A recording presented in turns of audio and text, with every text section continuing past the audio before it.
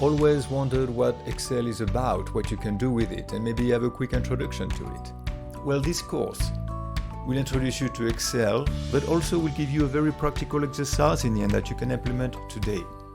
And if I manage to convince you, then you can join me maybe in my next classes where I go deeper into Excel and we can build together some incredible templates. I've been using Excel for over 30 years on a personal level and also at work.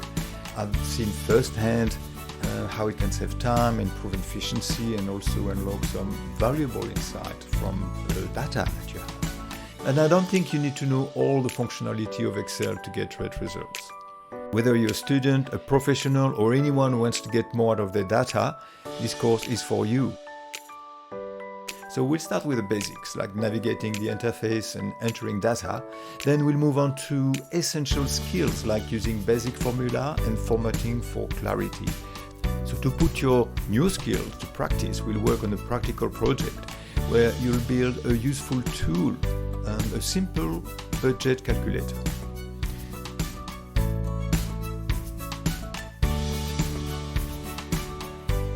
Let's take it from the very beginning.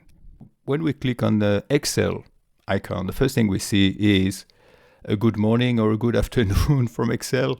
And you have the choice to either reopen one recent file or you can create a new file. So we'll be creating a new file here. We'll be starting from scratch as well. Now there's a lot of information here, but I think the first thing that we need to do is to save the file that we have created here. So this way you can keep it. So you go on the top left and you press File and you have this Microsoft type of menu here, and then you save it somewhere safe on your computer. Now let's have a quick overview of our workspace. On top of the screen there is what is called the ribbon. So this is a primary user interface for Excel. So it has tabs, and under those tabs you have groups. We'll go through these tabs later on. The formula bar, so that's a thing just under here. So this is where when you type something on a worksheet, it will show here as well. So it's another way to have a look at what we are doing in a way. Now the worksheet area, this is all this. This is made up of cells. This is the working area. You can input and edit data in this. The status bar. So this status bar shows you some information about the current state of Excel just there. Now the quick access toolbar up there is quite handy. It's customizable and you can pin functionality that you use quite often. So you could just go there and access them from there instead of having to go through the menus. Now let's have a look at our main workspace. A workspace is made out of cells. So a cell is an entity here. When you double click, you can input data into it, like numbers, but you can also input text. So each cell has a reference. So you have the column letter and you have the row number. So for instance, this cell here is a cell E7, and it's also showing at the top left there. This cell referencing is very important because this is the main power of Excel. You can then reference a cell. For instance, you can go to another cell and you can input equal that cell there. And therefore, that would copy the data from the first cell to that cell. And if you change the first cell, then this other cell will change as well. One way to do it is to type the reference directly, equal, and you tap the reference. Another way is that you just can use the mouse directly. So you just type equal, and with the mouse, you go and you position yourself and you click on top of the cell that you want to reference. Now, instead of referencing a cell, if you just copy a cell, a good old Control-C, if I do a Control-C here and I do a Control-V here, which means copy and paste, in this instance, there is no link from the initial cell. If you change the value of the first cell, it will change in the one that you have referenced, but it will not change in the other one because I've only copied the value. This referencing is very important for Excel because for me, Excel is all about the power of combining the referencing and the power of calculation, the power of its brain. And I think this is actually genius. I don't know I think we probably know who came up with this idea, but this is absolutely genius. And you can do so much with Excel, and this is why I'm using it on a daily basis. And sometimes I buy software to do something, and then I realize at some point, oh, I'm going to have to use Excel again to finish it because it's customizable. It's really at your fingertips. You can do so much with Excel. I just love it. And by the way, I'm not working for Microsoft, and they don't really need me to promote their product, so I have no affiliation.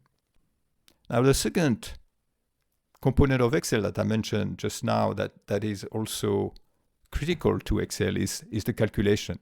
You can obviously add numbers, you can subtract numbers, and you can use what is called functions, and they can be extremely powerful, and you can combine the value of several cells, and you can run functions on top of all those cells, and that will give you incredible results.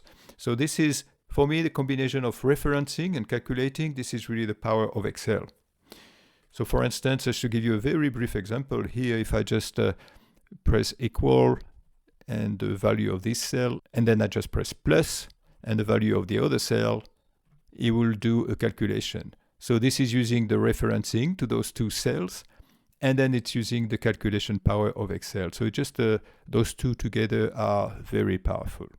Something else that we can do on this is we talked about copy. Obviously, we can copy one cell, but we can also copy a group of cells this way.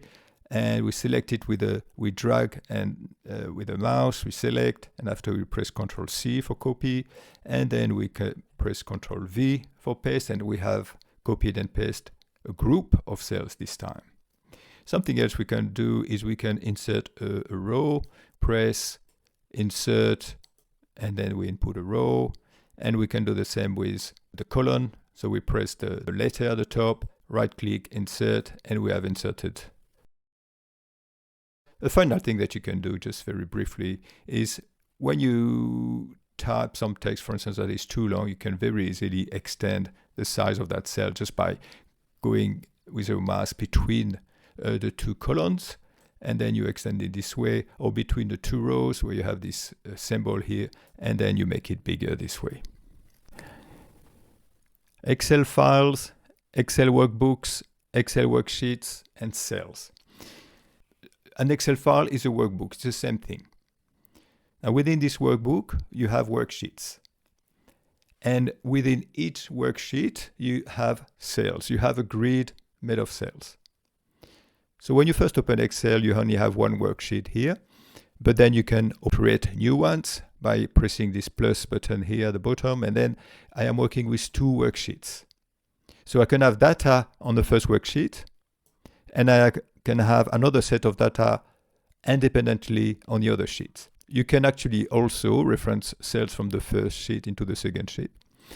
And it is useful because you can have different type of information. And by renaming the sheet here, you have sheet 1 and sheet 2 here, but you can give a more useful name. And then that will allow users to navigate through your workbook in a very user-friendly way. Now let's have a look at this ribbon here.